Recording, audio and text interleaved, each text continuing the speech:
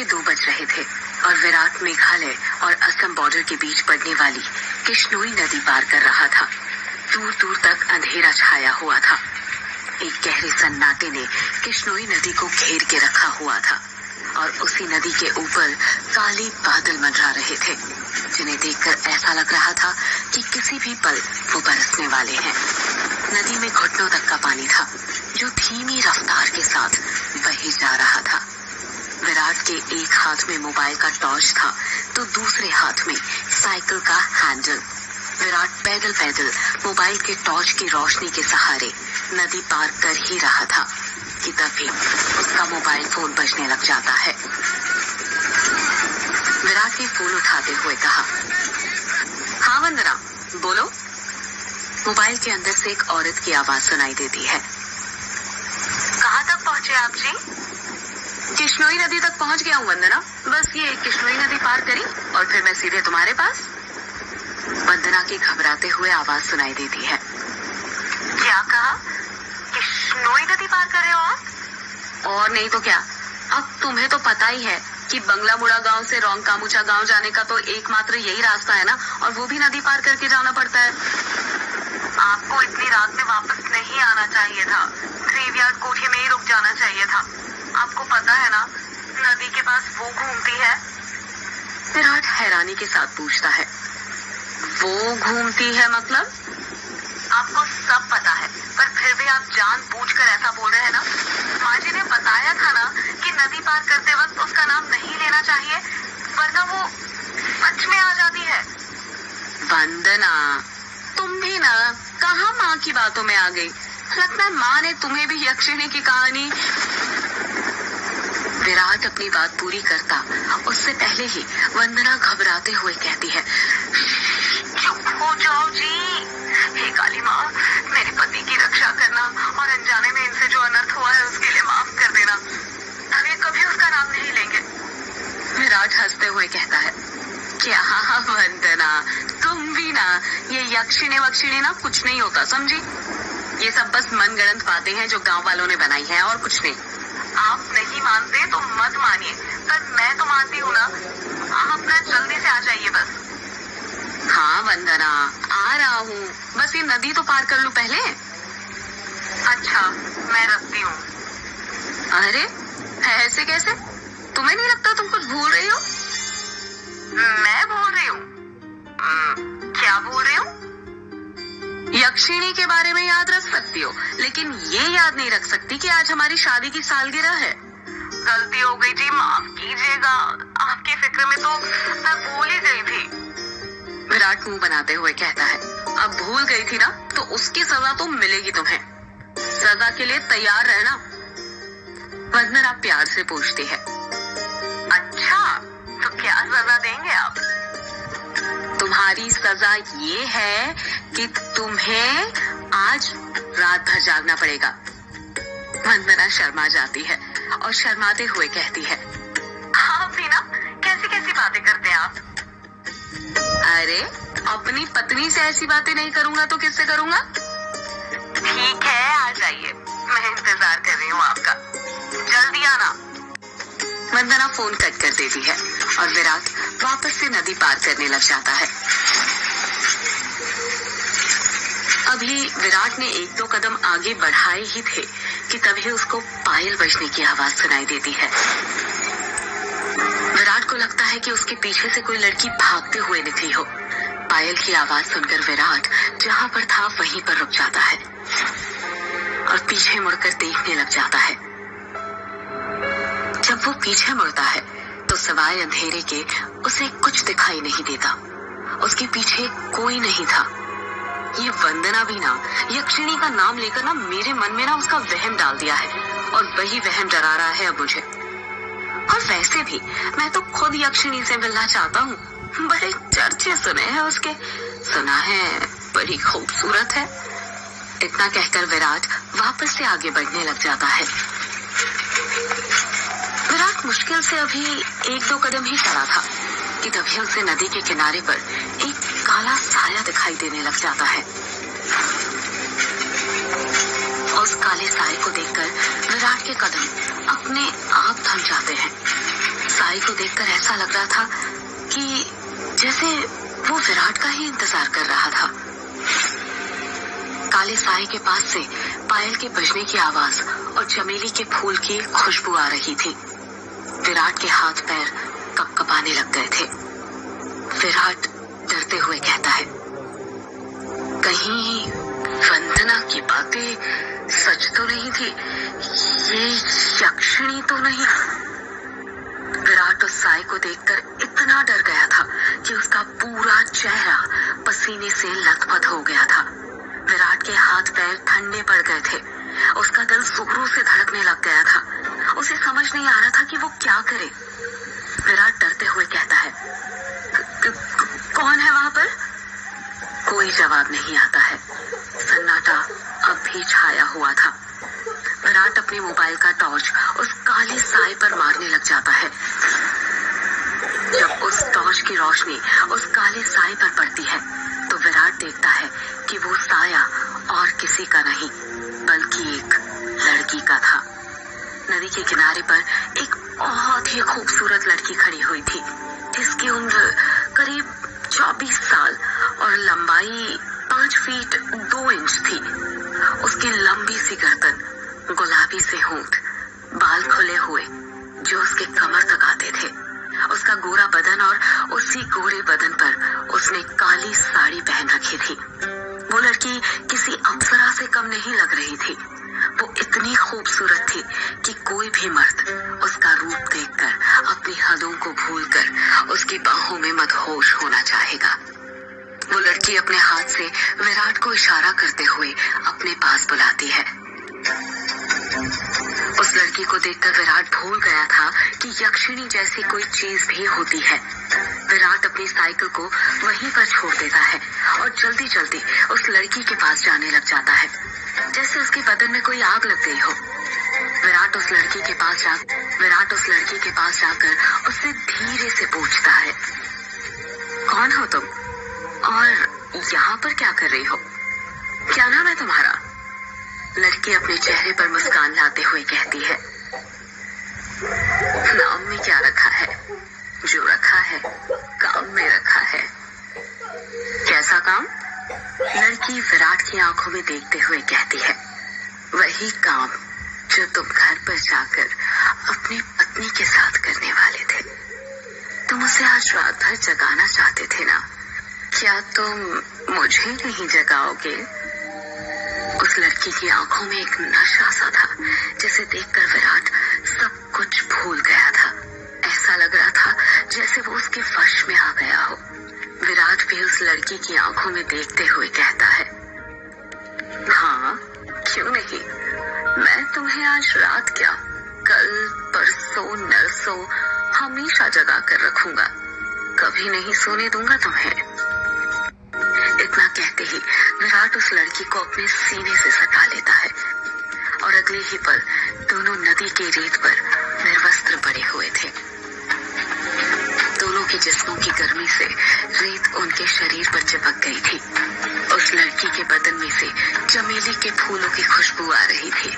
लड़की नीचे थी और विराट उसके ऊपर। विराट के माथे की पसीने की बूंदें ये साफ जाहिर कर रही थी कि वो थक चुका था और उसके बदन की सारी ताकत खत्म होने वाली थी। पर उस लड़की का चेहरा देखकर ऐसा लग रहा था जैसे अभी तो कुछ हुआ ही नहीं था।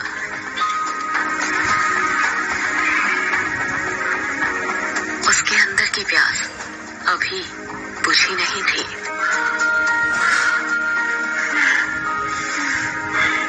विराट अपनी चरमोत्कर्ष अवस्था में पहुंचने वाला था और कुछ ही पल में वो उस लड़की के बदन पर ध्वस्त होने वाला था। तभी उसकी नजर उस लड़की के वक्ष पर पड़ती है और वो देखता है कि उस लड़की के वक्ष पर धीरे धीरे झुर्रियां आने लग गई थी। उसके हाथ पैरों की नसें बाहर निकलने लग गई थी। उसके बाल काले से सफेद होने लग गए थे। देखते ही देखते वो लड़की अचानक से बूढ़ी औरत में तब्दील हो जाती है। ये सब देखकर विराट की आंखें फटी की फटी रह गई थी। उसका गर्म बदन अचानक से ठंडा पड़ गया था। विराट कांपते कांपते हुए कहता है, कौन हो तुम? वो लड़की धीरे से कहती है, मैं यक्षिणी, तेरी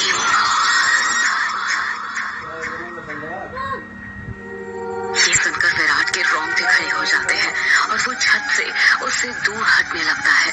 पर उसी वक्त यक्षिणी उसे अपने दोनों हाथों से पकड़ लेती है और कहती है, अभी कहाँ जा रहे हो प्रियतम? मेरी प्यास अभी बुझी नहीं है। तुम तो मुझे कल, परसों, नरसों हमेशा तक जगाना चाहते थे ना? क्या हुआ? थक गए या डर गए मेरा असली रूप देखकर? विराट उसका खौफनाक चेहरा देखकर इतना डर गया था कि कुछ भी नहीं बोल पा रहा था। उसको यक्षिणी की आंखों में खुद की मौत नजर आ रही थी। यक्षिणी गुस्से में कहती है, वासना की प्यास में तू ये भूल गया कमीने कि तेरी पत्नी वंदना तेरा घर पर इंतजार कर रही है और तू यहाँ पर मेरे साथ। तुम मर्द कभी एक स्त्री से प्यार नहीं कर सकते।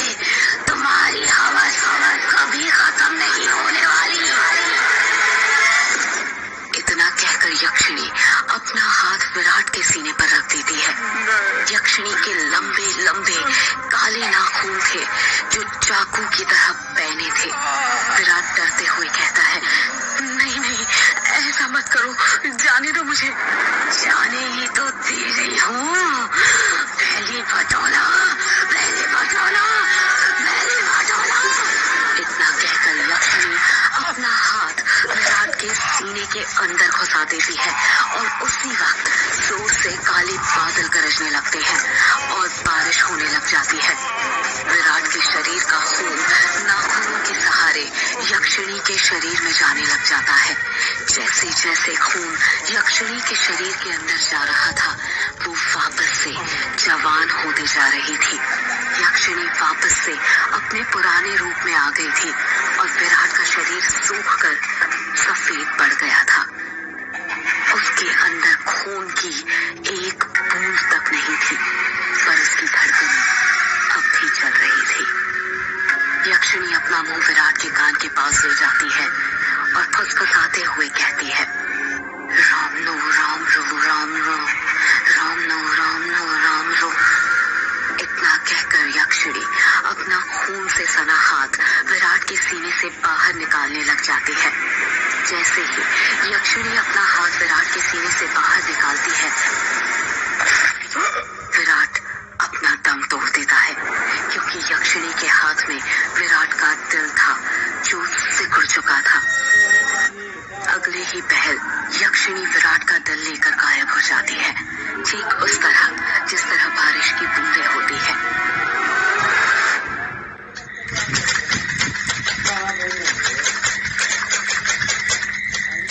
टाइपराइटर की बटन दबने की आवाज सुनाई दे रही थी।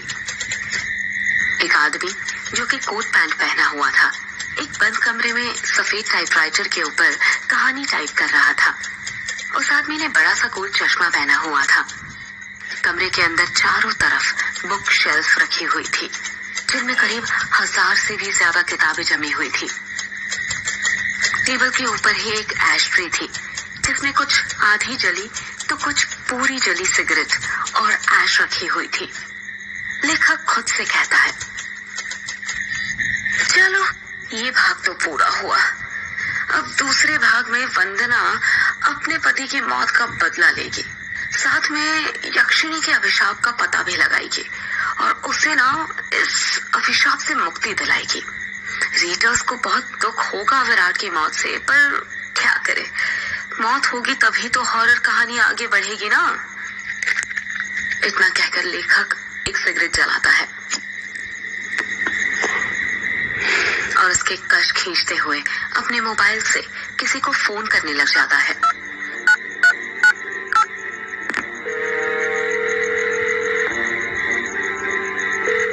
फोन के अंदर से उबासी लेते हुए आवाज सुनाई देती है, हेलो, कौन? हेलो जगदीश, वो मैं बोल रहा था कि कहानी तैयार हो गई है। अच्छा सर, आप है? क्या कहा आपने? कहानी तैयार हो गई। ये तो बहुत अच्छी बात है सर, पर बुरा मत मानिएगा सर। ये बात आप मुझे सुबह भी तो बता सकते थे, इतनी रात में कॉल करने की क्या जरूरत थी? लेखक सिगरेट का कश खींचते हुए कहता है। क्या कहा? इतनी रात में? आखिर अभी वक्त ही क्या हुआ है? बस। लेखक ने इतना कहा ही था, तभी उसकी नजर उसके हाथ की पुरानी सी वॉच पर पड़ती है और वो देखता है कि रात के 3:05 हो रहे थे। लेखक अपनी गलती महसूस करते हुए कहता है, अरे 3 बज गए, इतनी रात हो गई। मुझे तो पता भी नहीं चला, मुझे तो लगा अभी 9-10 ही बज रहे होंगे। कोई बात नहीं सर, मैं समझ सकता हूँ। आप इतनी लगन के साथ इतनी कहानी लिखते हैं कि आपको वक्त का एहसास ही नहीं होता। हाँ, ये तो है। देखना, जब ये किताब आएगी ना तो लोगों के रोंगटे खड़े हो जाएंगे। रात भर जाग कर ये कहानी लिखी है मैंने। वो तो होनी ही है सर, आखिर आपकी कहानी में जान होती है, इतनी जान कि सोए हुए मुर्दों को भी जगा दे और उनको भी कहानी सुनने के लिए मजबूर कर दे। वैसे अभी जो कहानी आपने लिखी है उसका नाम क्या है? इस कहानी का नाम है यक्षिणी एक डायन। मोबाइल के अंदर से हैरानी के साथ आवाज सुनाई देती है। क्या कहा सर? यक्षिणी? हाँ, यक्षिणी। क्या हुआ, तुम इतना शॉक्ड क्यों लग रहे हो? सर, मैंने सुना है ये जो यक्षिणी है ये आपके गांव के पास जो किश्नोई नदी है वहां पर घूमा करती है और मर्दों के साथ वो सब यानी वही सब करके उन्हें मार देती है।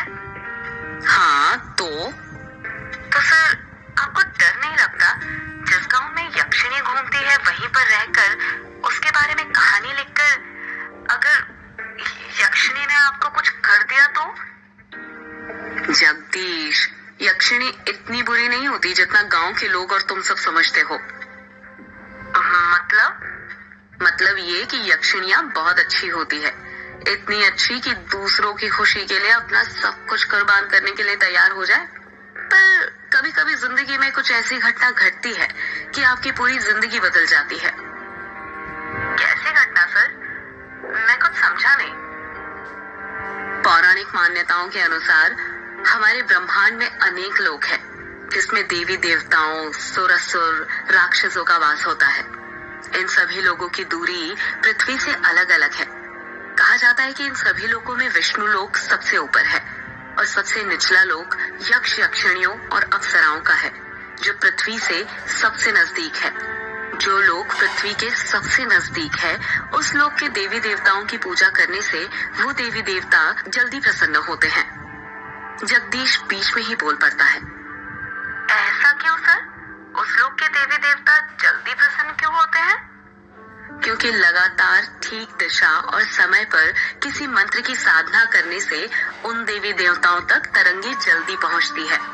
यक्ष यक्षिणियों के लोक में से ही एक यक्षिणी द्वापर युग के अंत में पृथ्वी पर आई थी, जिसको एक अभिशाप मिला था। एक ऐसा अभिशाप जिसने उसकी जिंदगी बदल दी थी। कैसा अभिशाप सर? आप किस अभिशाप की बात कर रहे हैं? और उसे यह अभिशाप किसने दिया था? एक दूसरे लोक से पृथ्वी लोक पर आई यक्षिणी को एक अभिशाप मिला था। आखिर क्या था वो अभिशाप और किसने दिया था? जानने के लिए सुनते रहिए यक्षिणी एक डायन का अगला एपिसोड।